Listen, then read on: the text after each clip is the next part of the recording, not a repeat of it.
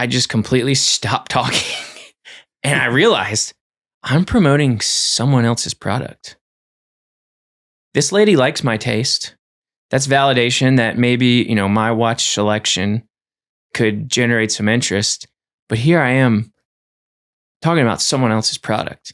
And that was one of, like I said, many light bulb moments that went off. It's like, okay, I think it's time for you to make your own product. After that, it was a lot of just research about what does the watch space look like? What competition is there at certain price points? What do you get if you buy $1,000 watch? What do you get if you buy a $5,000 watch? What do you get if you buy a $200 watch? And that was a fun period too, was just learning about watches, because up until that point, it was just a hobby. At that point, I probably had 15, maybe 20 watches. Nothing super extravagant or luxury. Most of them were just actually kind of just like Saturday watches, because I was surfing, riding my mountain bike, doing stuff around the house. So I didn't really have any like really expensive timepieces. But I started learning about these watches, and then actually hired a designer who did some 3D CAD renderings back and forth with him. And I designed the watch myself. Every single dimension on this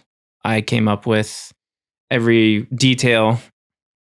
I sat down and, wrote a list of what do I want the crown to do, or do I want it to be smooth? Do I want it to be a guarded crown? Do I want it to be exposed? Things like that. And then after I got all the information, kind of compiled the whole thing, came up with a name for the watch and picked out the movement.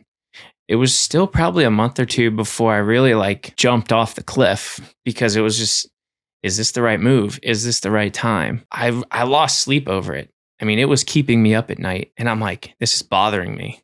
I'm going to do it. So I just pushed my poker chips in and bet on myself. Dude, yeah, that's awesome. You're getting me pumped. Can you hand me that watch? Yeah. That is awesome.